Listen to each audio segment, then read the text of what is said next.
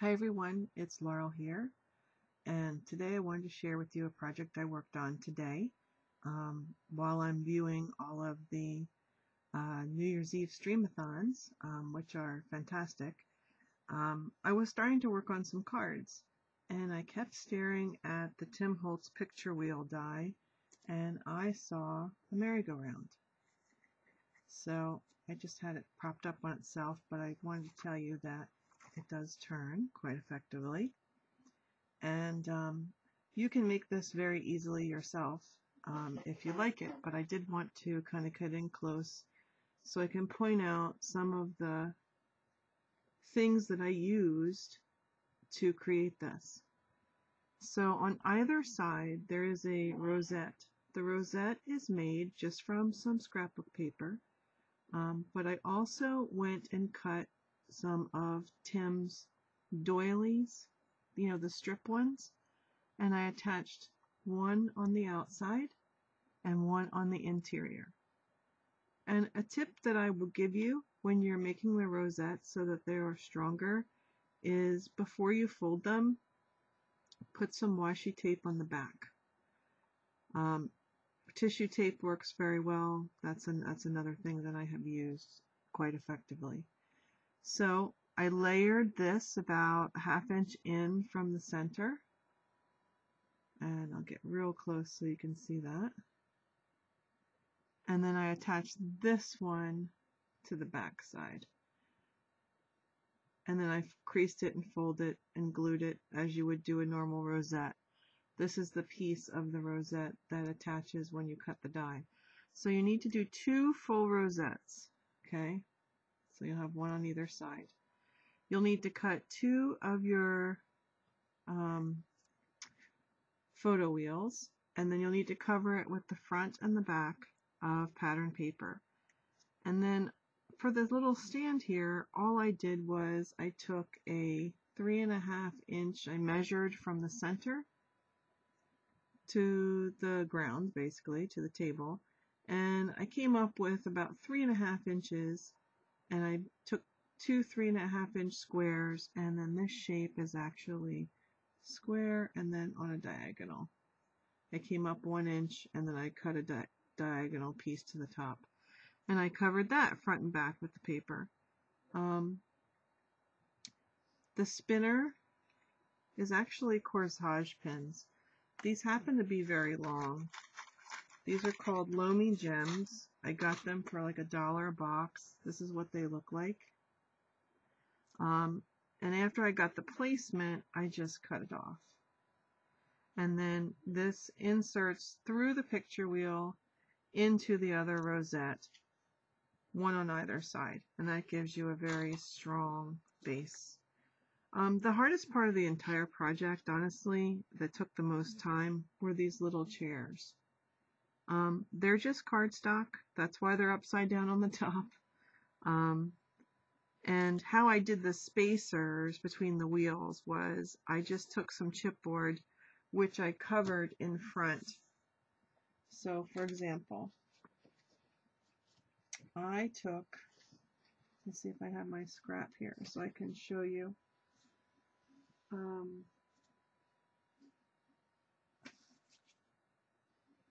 The spacers. I don't have the scrap, I'm afraid.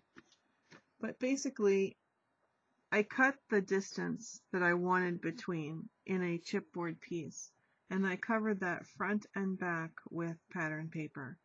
And then I cut ½ inch spacers, and then I glued them, hot glued, on the one side, and then there's 12 of them at every interval.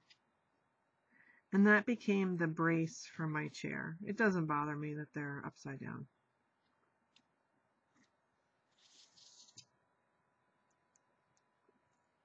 And so then the only thing to do was to cover up the sides, which there's a lot of pink stickles on here, which I don't think you can really see, but it's in there. It's in every single one of these windows. It's in all the gaps, just to kind of fill in. And then what I did was I took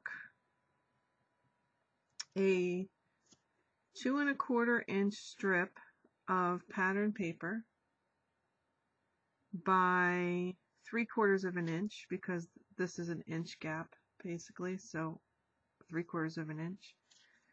And I cut 12 lengths that were 2 1/4 inches long, and then I made 5 score lines, and I scored at 1/4 of an inch, 3/4 of an inch, 1 1/4, 1 1/2, 1 3/4, and 2. So I'm a liar, I did 6. And then I folded it back and forth so it could wrap around the bar, create the back, attach nicely. So let me see if I can find one here. Okay, so this is the chair we'll talk about. So this is kind of where your legs go. There's a 1/4 inch gap. Then there's the seat, which I've since glued to the back, and then it goes over and wraps around. So however you want to grab that shape, I just put some additional paper on here, and they tip up no matter what I do. So this would be the proper way for it to go. And it's kind of this type of shape. You want a 1/4 inch to go around the back, and then a flat piece. So 1/4 inch around the back, your flat piece, your back, your seat, your legs, and then give yourself a 1/4 of an inch so you can fold it back. So that's essentially what you want it to look like, your folds. And then I just did a double on the end here. Sorry, reverse. And I just stuck it down to give it a little more bulk. This attaches to the spacer. And then I just decorated it. I added the pearls. I added the trim at the bottom. I felt it needed something. I added the stickles here. Kind of bring it all together. This takes a while with the folding, but it is a very fun project, and I tried to just make this so this would, wobble back and forth, but if you look in there very closely, you'll see the 2 pins? Yeah, that's what it's spinning on. So just another little cute fun project you can do with your Tin Holtz dies. And here I've used 3 of them. This is the doilies, this is the strip doilies, this is the rosette, the regular size rosette, and this is the picture wheel. So thanks for watching, and I wish you a very happy and healthy 2014. I hope to see you all again real soon. Bye everyone.